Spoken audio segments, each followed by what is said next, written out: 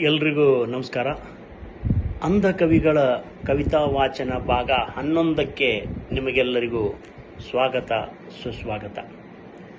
ಈಗಾಗಲೇ ಅಂಧರ ಕ್ಷೇಮಾಭಿವೃದ್ಧಿ ಸಂಘದ ಸದಸ್ಯರುಗಳು ಬಿಜಾಪುರದಲ್ಲಿ ಒಂದು ಅಂಧ ಕವಿಗಳ ಕವಿಗೋಷ್ಠಿಯನ್ನು ಮಾಡಿ ಯಶಸ್ವಿಯಾಗಿ, ನಂತರ ಆನ್ಲೈನ್ನಲ್ಲಿ ನನ್ನ ಅಧ್ಯಕ್ಷತೆಯಲ್ಲಿ ಒಂದು ಕವಿಗೋಷ್ಠಿ ಮಾಡಿ ಯಶಸ್ವಿಯಾಗಿ, ಹೀಗೆ 10 ಹಲವು ಅಂಧ ಕವಿಗಳು ಬರೆಯುವ ಬರಹ, ಕವಿತೆ, ಕಾವ್ಯ,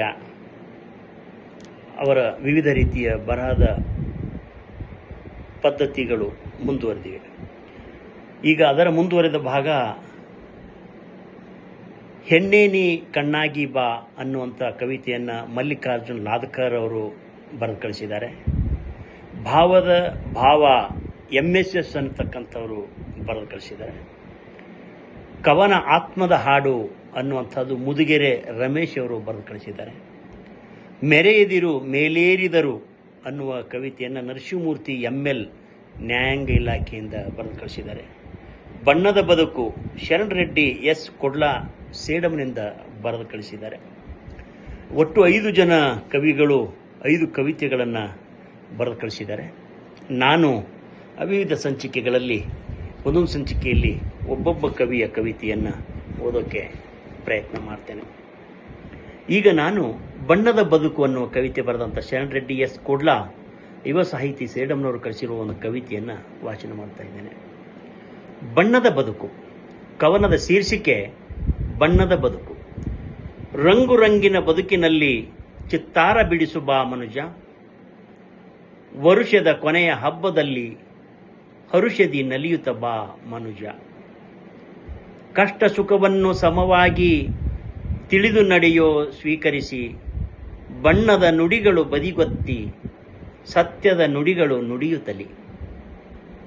ದುಷ್ಟ ಮನಗಳ ನೀ ತೊರೆದು ಇಷ್ಟ ಮನುಜರ ಜೊತೆ ಇರಲು, ನಿಷ್ಠೆ ಮರೆತು ನೀ ಬದುಕದಿರು, ಕಷ್ಟ ಬಂದರೆ ನೀ ಹೆದರದಿರು.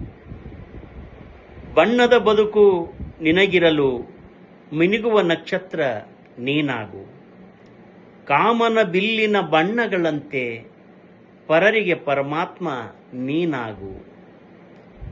ಇಲ್ಲಿ ಕವಿ ಹೊಸ ಹರುಷದ ಸಂದರ್ಭವನ್ನು ವಿವಿಧ ಭಾವನೆಗಳ ಮೂಲಕ ಕಟ್ಟಿಕೊಡೋದಕ್ಕೆ ಪ್ರಯತ್ನ ಮಾಡಿದ್ದಾರೆ.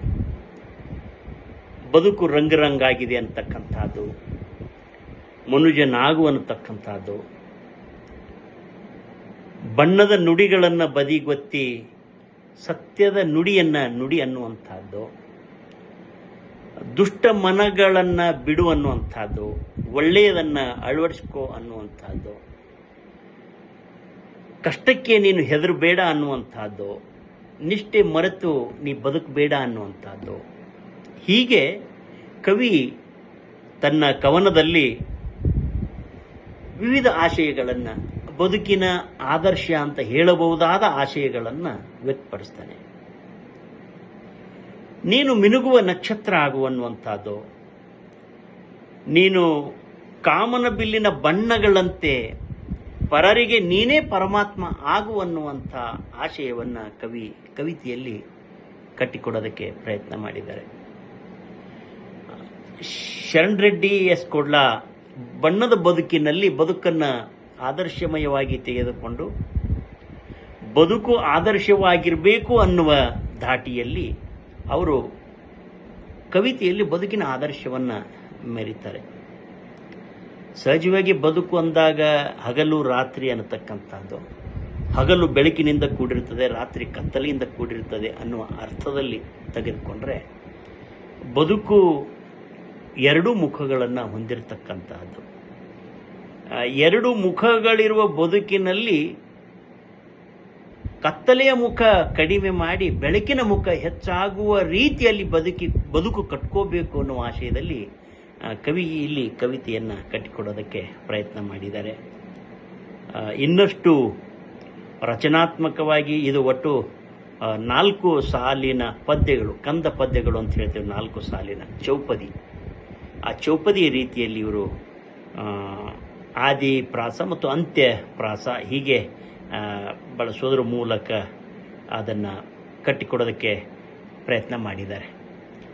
ಮೊದಲನೇ ಸಾಲಿನಲ್ಲಿ ಬಾ ಮನುಜ ಅನ್ನುವಂಥವು, ಬದಿಗೊತ್ತಿ ಅನ್ನುವಂಥದ್ದು, ಹಾಗೆ ಹೆದರದಿರು ಅನ್ನುವಂಥದ್ದು, ಹಾಗೂ ನೀನಾಗು ಹೀಗೆ ಎರಡನೇ ಸಾಲಿನ ಕೊನೆಯ ಅಕ್ಷರಗಳನ್ನು ನೋಡ್ಬೋದು, ಪದಗಳನ್ನು ನೋಡ್ಬೋದು. ಮತ್ತಷ್ಟು ಒಳ್ಳೆಯ ಕವಿತೆ ಬರೀಲಿ ಅಂತ ಆಶಿಸ್ತೀನಿ, ಮತ್ತಷ್ಟು ಕಾವ್ಯ ಓದಲಿ ಅಂತ ಆಶಿಸಿ ನನ್ನ ಮಾತನ್ನು ಮುಗಿಸ್ತೀನಿ. ಜೈ ಹಿಂದ್, ಜೈ ಕರ್ನಾಟಕ.